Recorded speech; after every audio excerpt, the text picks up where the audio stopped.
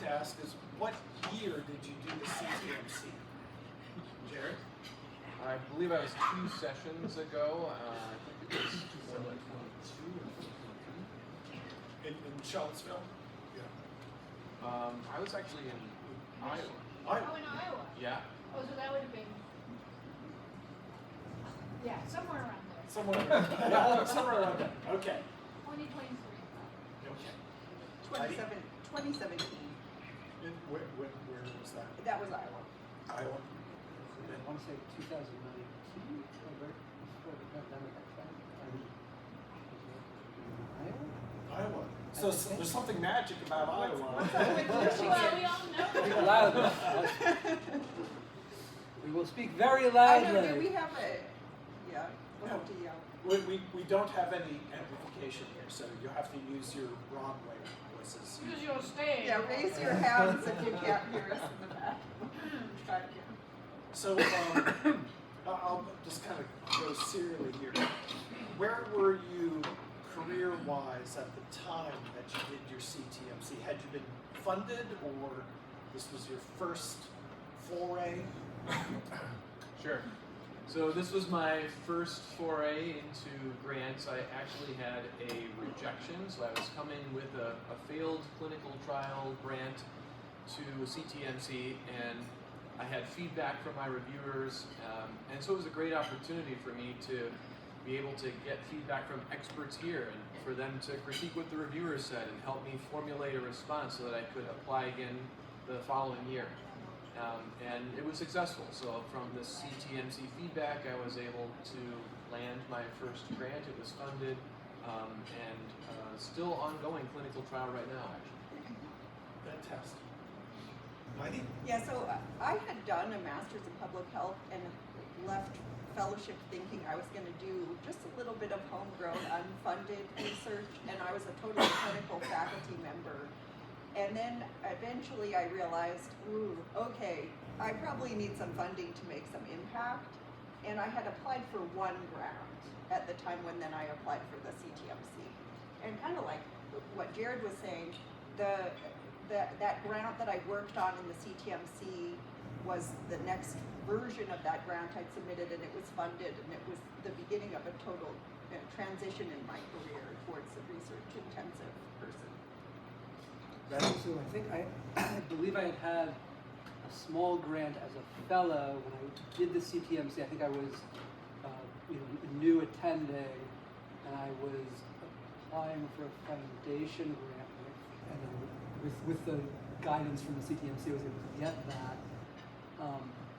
And then for me, things radically shifted during the pandemic, and I went down this clinical ethics pathway, which really pulled me out of clinical research and more into ethics education, and research ethics, and clinical ethics. So it sounds to me, what I'm going to ask you is, did the CTMC kind of form your inflection point? Was that the lever by which you move things, or were you like on the way and the CTMC was like the aid to it? In my case, I was frustrated. I wasn't exactly sure what I was going to do next, and so the timing of it for me was something that gave me the motivation to move forward. That my idea wasn't a bad one, that I needed some feedback on You how weren't a bad person. I wasn't a terrible person. But that feedback was really helpful. It was inspirational to hear, like, hey, this really does sound like a great idea. You've overcomplicated this problem. We need to simplify it. And then I received some wonderful help on the statistical aspect of things. And those things really turned it around to the point where I was like, this is re-energizing. Let's do this again. Yeah, I would say it was a key inflection point. There was one other thing that happened just a little bit before that, which was that my chair introduced me to a particular senior mentor who got me thinking about it. And she's like, well, why don't you apply for a grant? And and she was really influential too. This is Pam Duncan for people. She's retired now. But the CTMC was really what pushed it over in the next. I think for me, CTMC was very impactful in terms of going through this foundational grant and obtaining it. You know, as I mentioned, I think that the going through the pandemic and the response to the pandemic was another inflection point for me. So there's sort of those two different things that happened in close proximity to each other. Did talking about inflection points, you know, especially Ben started off with writing grants, and now you're Mr. Ethics, you know, the little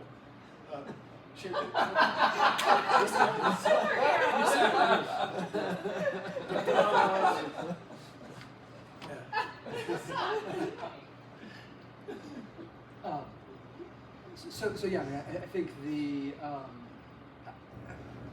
I think that the combination of CTMC and sort of some important experiences and also opportunities during the pandemic,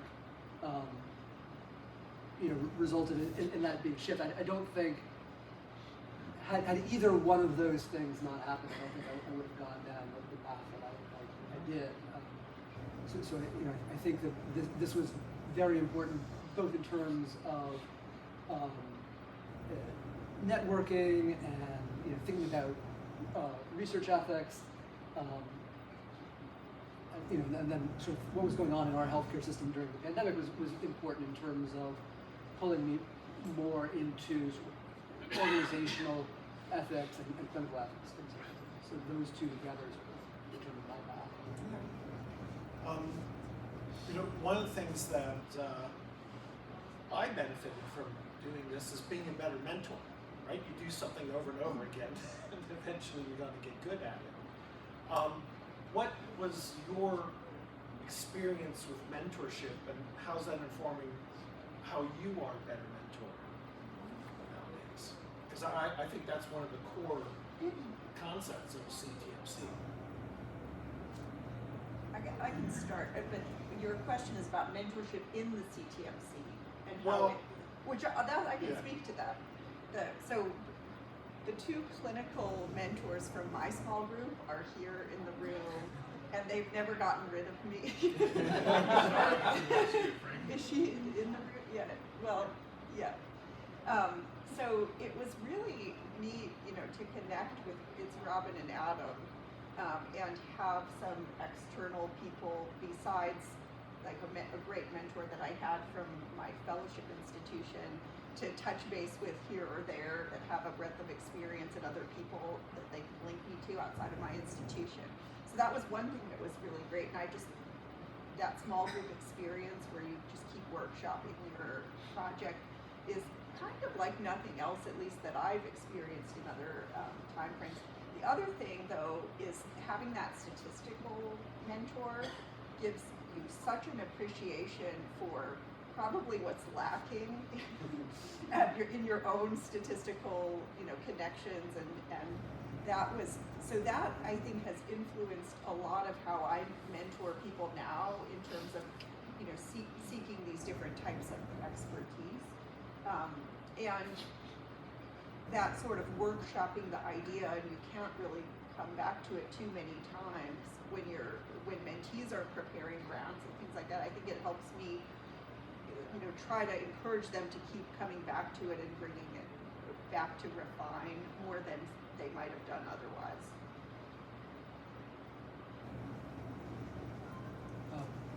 For myself, certainly this program, and, you know, I think Robin, who is a mentor here and also in the Ethics, Law, and Humanities Committee at the American Academy of Neurology, you know, has been extremely impactful. Sort of gone on to develop a couple of different neuroethics training programs, both in the American Academy of Neurology and at Yale. So in the AAN, we have the Neurologist in Training Clinical Ethics Elective, which has become a fairly robust pipeline for neuroethicists in the AAN among neurology residents nationally. And then at Yale, we built an ethics concentration among the medical students for medical students who want to develop more training in clinical ethics, research ethics, or organizational ethics. And both of those programs are certainly take their mentorship models from this program. So it's been very impactful in terms of like building programs in slightly different areas. For me, the mentorship went well beyond just that single grant. I stayed in contact with my mentors. We've made additional connections. So researchers all across the country, we've networked together and submitted joint grants together on sites for some other collaborators, just based on these connections that we've had. And then what also has been great is we participate in a lot of platform studies and industry-sponsored studies, and we've started to do more mentorship in terms of clinical trials outside of NIH-funded studies, so that we can take on more, offer our patients more, and bring up earlier stage, earlier career individuals in our department, so that they can get hands-on clinical trial experience and understand the mechanism a bit more, so that they can apply for their own grants someday. Wasn't on my list of questions, but I'm interested by Heidi said the huge benefit that biostatistics had and its availability on your ability to go forward, and Josh mentioned it as well, and all kinds of J's. And is there anything to bring home to your home institutions that kind of can help your mentees? This is a question I ask myself, because this is the richness of the CTMC. It's wonderful to know and have access to good statisticians. This is just something, we're a little community, but I think this is one way we can spread goodness by asking how to do best practice in our own institutions. I mean, this might not be directly answering your question, but I think one of the skills we all hone in this program are how to define the key questions that you want to ask the statistician, and what you need to get out of them, and what you need to bring to them to start that conversation, and try to encourage doing that sooner, because they can find, there's a lot of expertise at every single institution, and understanding how to engage early and get them looking into what they need to, if these types of clinical trials are not their particular area, and then also just an awareness to kind of seek the people who have that, which I will put a small plug in for something that is new to me this year, which is the Society for Clinical Trials. I went to that meeting for the first time, and the people who are there, like, this is where that's where that expertise is. You've seen several heads go boop, boop, boop, boop, boop. Yeah, I was so excited. I'm a total nerd about those things, but just even sitting in those sessions, you can see that's an example of a place where statisticians are sharing new expertise in doing cutting edge stuff that applies here. And so that might be something that you could encourage people at your institution to consider attending, or ways to build those skills.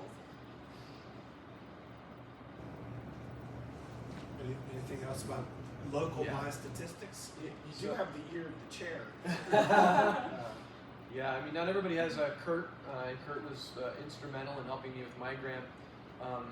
And what I learned, though, is that we have some biostat support, and I wasn't tapping into that. Or it was a simple email where I learned the value of actually sitting down with the biostats person and saying, here's what I'm thinking, and how is this flawed, instead of just, what do you think my p-value is? And so I think that having that relationship and being able to forge that face-to-face really is something that I took away from CTMC. I'll just say that there are some sort of basic biostats for clinical investigator courses at many institutions, and my experience here definitely inspired me to do one of those courses. It was very helpful. There was a biostatistician who was like,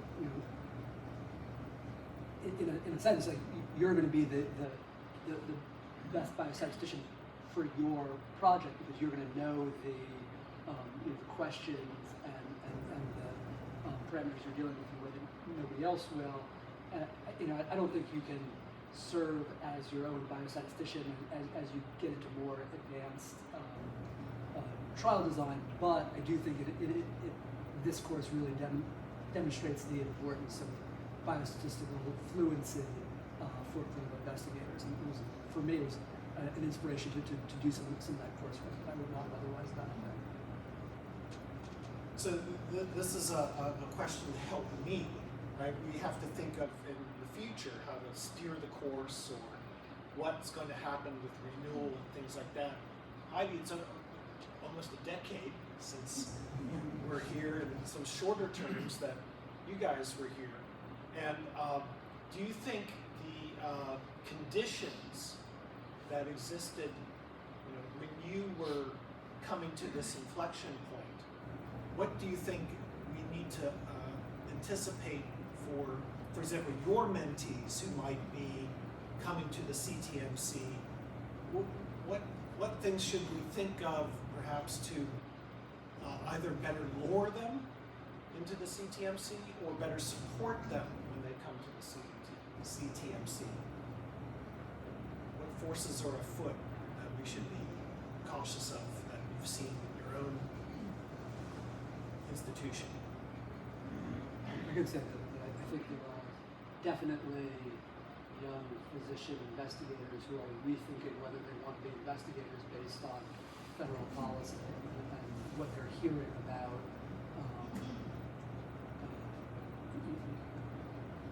funding decisions just in the public press. And I can think of a number of young folks sort of in fellowship and junior attendings who are seriously questioning whether they want to be investigators because of that atmosphere. And that's a big issue for a lot of them as well. We can play the Jaws music. The first thing that came to mind for me was about diversity of different types of funding sources, and that it's a time to try to foster attention to different places and how that can help, how like a mixed portfolio can help build, or can be ways for people to have avenues during challenging times, and then maybe it'll come back to a different place. And so maybe what can the CTMC do, if it's feasible, kind of trying to create additional connections or awareness about what types of balanced options could be available. So alternatives to the standard K. Yeah, maybe, or supplements if it takes longer, or Yeah. It's a good question though. Yeah, and I would springboard off of what Heidi said. My grant was through the Alzheimer's Association, part of the Cloud grant series, and it's not the traditional NIH direction. And one of the things that came up in our small group was, in a person who's applying for an award, even though preliminary data might not be necessary, it may also be really helpful. And how would you use a small amount of money that the department gave you? Or how would you use a small amount of money that a donor was able to provide so that you can springboard into something that you want? And there are plenty of other alternative funding mechanisms out there. So those are some reasons. Something that I help my mentees do is argue, or at least provide justification for percent efforts in either in the preparation stage or where they're going to be stage. And how did that change, perhaps as before and after? I'm not asking causality. I'm asking how did that change after the CTMC? Because that's a way to track one's different menu of activities. So you're just wondering about what effort was before and after? Yeah, Okay. yeah. Well, so I'm trying to remember if the I year would say of one's the better than CTMC, another. I'm have just been- asking how it changed. I might have had 0 or 10%. What happened with me, I was 100% clinical, was planning to do I did my own stuff in my own time. And then I became the fellowship director for epilepsy fellowship, and it reduced my clinic time to an extent that then I could really work on my area of research interest a bit more. And I was in that transition period when I started doing some research, like career training. We had an internal research development program through our CTSI, which we didn't have a CTSI at Wake right at first when I joined, and then we had it. We had a nice translational research academy, and I did the CTMC. I might have had 10% or something from my chair. I don't know. But then when I got the pilot award, that was what I applied, what I developed in the CTMC. You know, my chair asked our grant person, okay, what % in kind do we need to put on this pilot award? So then I got some time from that, and then I was one of the first NeuroNext fellows the first year that they had NeuroNext fellowships. So then I was 30% research the year after the CTMC, and then I got a KL2 Career Development Award, so then I was 75% research, and I've been over 50% since then from like mixed sources.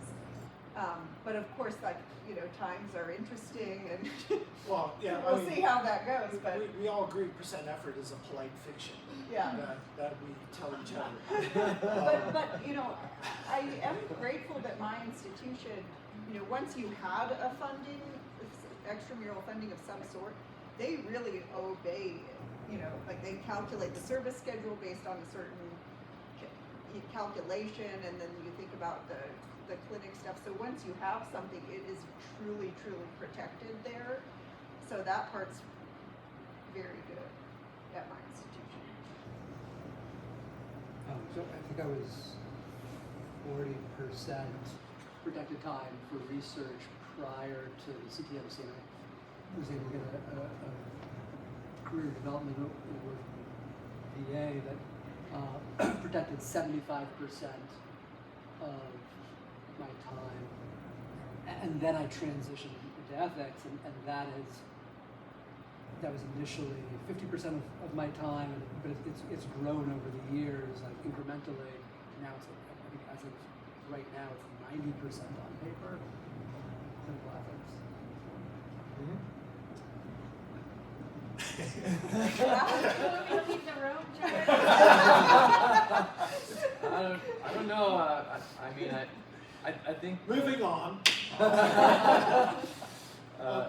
But that is one of the things that I find as a mentor is that I have many young potential investigators who don't quite know this element of competition of time. I can't do any thinking unless I sit alone for a bit, and that sitting alone is supposed to be a privilege, but then again, you can't produce, Yeah. right? I want to say 2 other things about this topic. One is, you know, if you're looking for jobs or you're, you know, in your job, understand what the resources are at that institution. One thing we have is we don't get our indirects, but the institution offers a few things that are helpful. One is for every extramural effort percentage that you bring in, they will match it about 50%. So you put in a grant that you're 20% effort, you could get 10% from the institution. It's called the research match. And they also have some programs for if people are coming off of Ks or for bridging that come out of that are pretty generous compared to a lot of other institutions. Now, we don't get the indirects. Now I've got a different problem as the vice chair of research in my department because we don't have a good funding situation internally as a result of that. But understanding what the different kinds of packages are or options as much as you can ahead of time to sort of arm you in those discussions, and think about what you can ask for in the middle of, you know, your career as things advance is really helpful. You just have a minute or so left. Is any? I was giving you an out. I know, thank you. Giving the man a gentle sign Say whatever to he step wants. away. He's not afraid of me. Oh no, definitely not. No. Yeah, so after CTMC, after my award, I was able to cut back on clinical effort. I think I'm less than 50% now, but the thing is that, and we have this discussion a lot, that it's hard to recruit for my clinical trial unless I'm seeing patients. But it's nice to have the flexibility to know and to have the department say, you know, you can cut back more.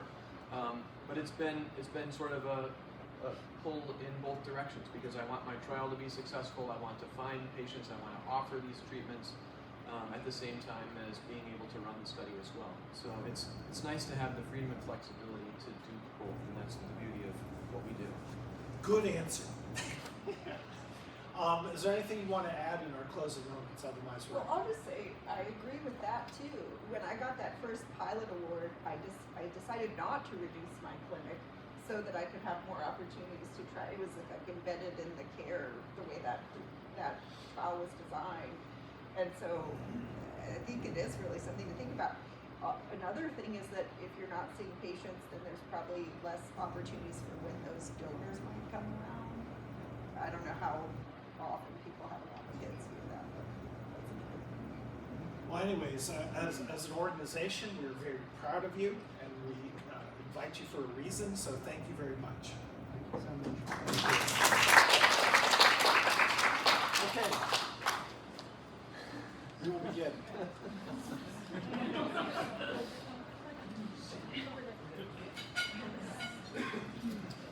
Did your chair tell you to come back?